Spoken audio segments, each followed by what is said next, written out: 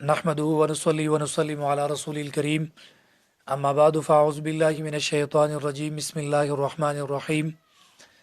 یا ایہا الذین آمنوا کتب علیکم الصیام کما کتب علی الذین من قبلکم لعلکم تتقون وقال النبی صلی اللہ علیہ وسلم صوموا لرؤیتہ وافطروا لرؤیتہ او کما قال علیہ الصلاۃ والسلام۔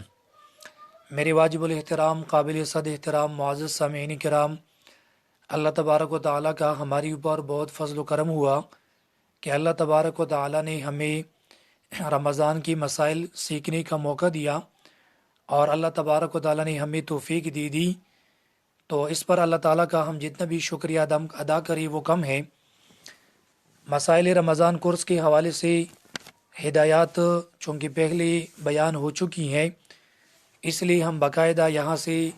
سبق کا آغاز کرتے ہیں۔ آج یہ سبق نمبر 1 ہے، اور سبق نمبر 1 کا پہلا حصہ ہے۔ اس میں بنیادی طور پر ہم چند مسائل سیکھیں گے۔ ان میں سے جو پہلے چند مسائل ہیں وہ شعبان کی 29ویں اور 30ویں تاریخ کے حوالے سے ہیں۔ رمضان سے پہلے چونکہ شعبان کا مہینہ آتا ہے، اس لیے شعبان کی آخری تاریخوں سے متعلق حضرات فقہاء کرام رحمہم اللہ نے اپنی کتابوں میں چند مسائل کا ذکر کیا ہے جن کو بیان کرنا میں ضروری سمجھتا ہوں۔ تو سب سے پہلی مسئلہ یہ ہے کہ چاند کی جو اسلامی تاریخی ہے ان کو زندہ اور باقی رکھنا مسلمانوں کے اوپر فرض کفایہ ہے۔ فرض کفایہ کا مطلب یہ ہے کہ اگر امت مسلمہ میں سے چند مسلمانوں کو بھی یہ تاریخی معلوم ہو اور وہ ان تاریخوں کو زندہ اور باقی رکھے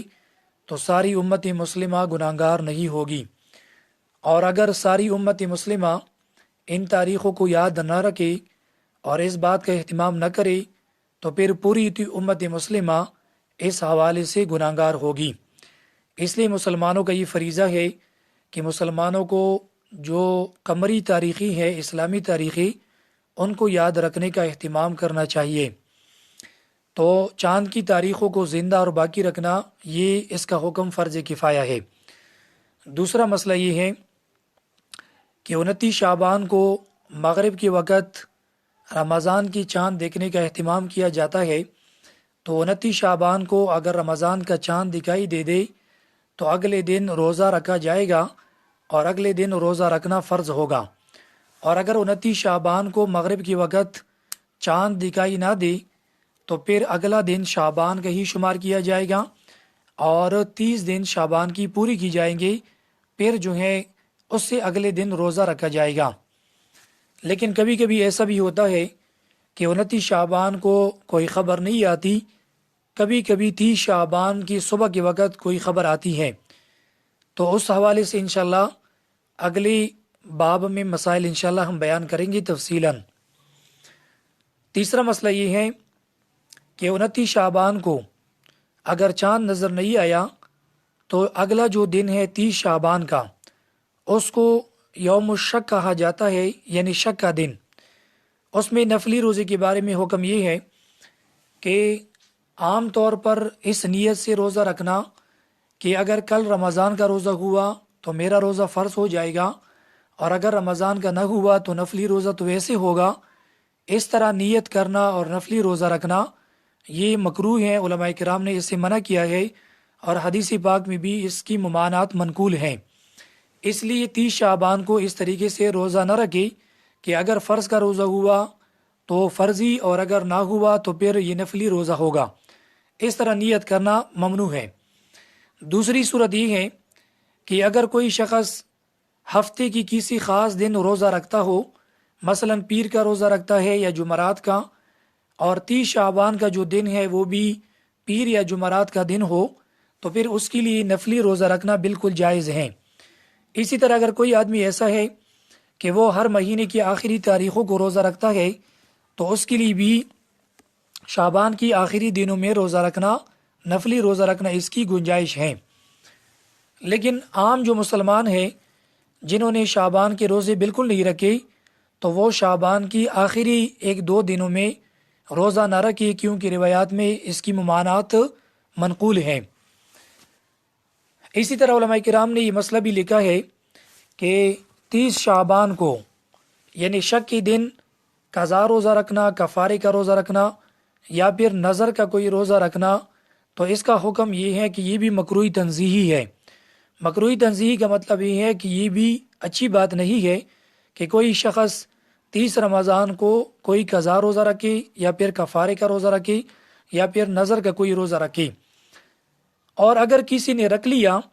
مطلب کسی نے نفلی روزہ رکھا یا کسی نے قضا، کفارے یا نظر کا کوئی روزہ رکھا، تو پھر اس صورت میں دیکھا جائے گا کہ اگر رمضان کی خبر آئی تو پھر اس صورت میں یہ جو روزہ ہے یہ فرضی روزہ شمار کیا جائے گا، اور یہ جو نفلی روزہ ہے یہ بھی فرض میں تبدیل ہوگا، قضا روزہ بھی فرض میں تبدیل ہوگا، کفارے کا بھی اور نظر کا بھی۔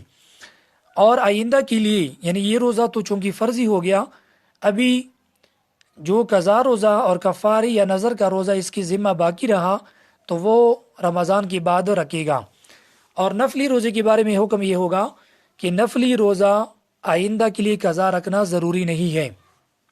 اس صورت میں جو میں نے ابھی بیان کیا۔ پانچواں مسئلہ علماء کرام نے یہ ذکر کیا ہے کہ 29 تاریخ کو اگر بادل وغیرہ کی وجہ سے چاند نظر نہ آئی تو 30 شعبان کو کھانا وغیرہ کھانے کا کیا حکم ہے؟ تو اس حوالے سے تفصیل یہ ہے کہ 30 شعبان کو نصف النہار سے پہلے پہلے کھانا وغیرہ نہیں کھانا چاہیے،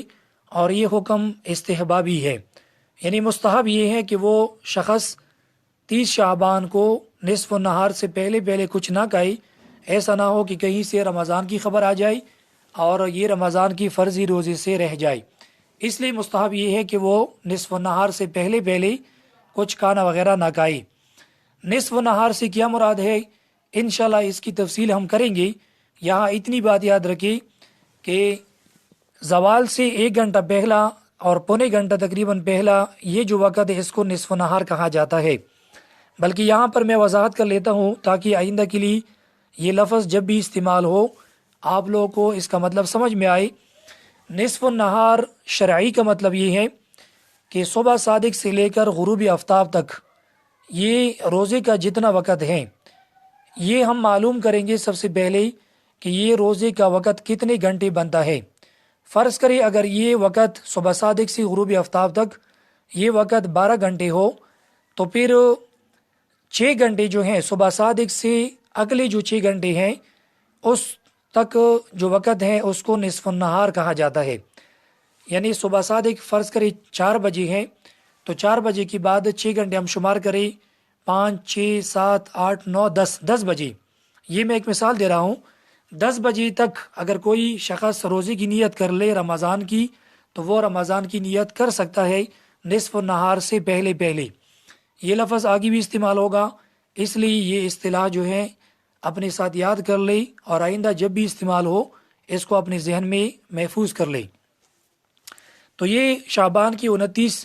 اور 30ویں تاریخ کے حوالے سے جو مسائل تھے جو علماء کرام نے ذکر کی ہیں وہ ہم نے مختصر طور پر اور جامع انداز میں آپ حضرات کے سامنے رکھی۔ آگے جو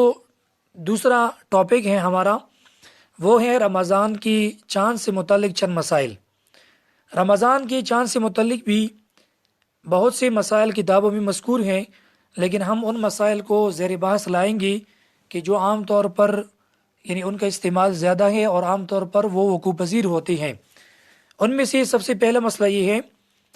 کہ اگر 29 شعبان کو فضا صاف ہو اور مطلع بالکل صاف ہو تو ایسی صورت میں اگر بہت زیادہ لوگ چاند دیکھے اور اتنے لوگ چاند دیکھے کہ ان سب کا جھوٹ پر جمع ہونا یعنی مشکل ہو تو ایسی صورت میں ان کی گواہی قبول کی جائے گی، یعنی اگلے دن رمضان کا حکم کیا جائے گا۔ اور یہ اس صورت میں ہے کہ جب فضا بالکل صاف ہو تو اس کے لیے رویت عام کا ہونا اور جنب غفیر کا ہونا ضروری ہے، چاہے یہ رمضان کا چاند ہو یا پھر عید کا چاند ہو، دونوں کا حکم ایک جیسا ہے۔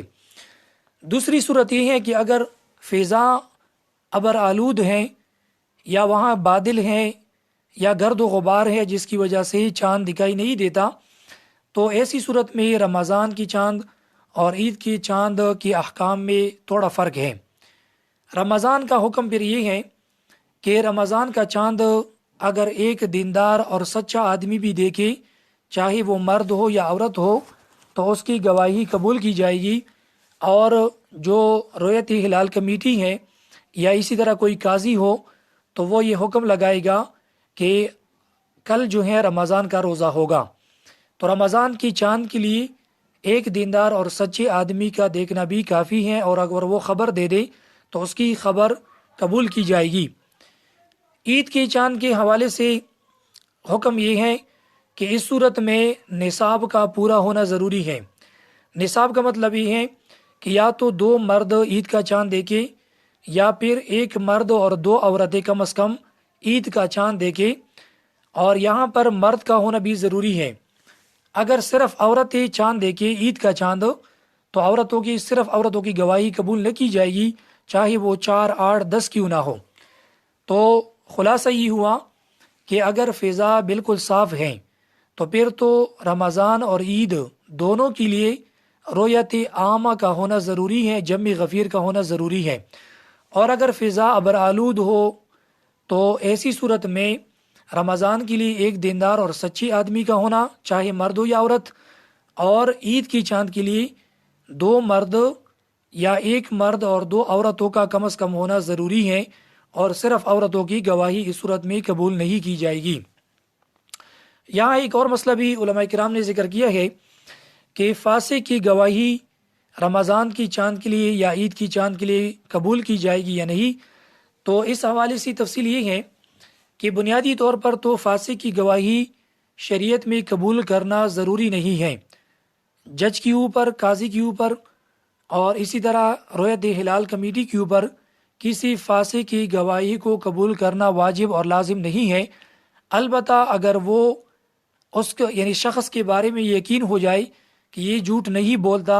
اور نماز روزے کا پابند ہے، تو پھر ایسی صورت میں اگر رؤیت ہلال کمیٹی اس شخص کی گواہی کو قبول کر لے تو پھر روزے کا حکم لگایا جائے گا،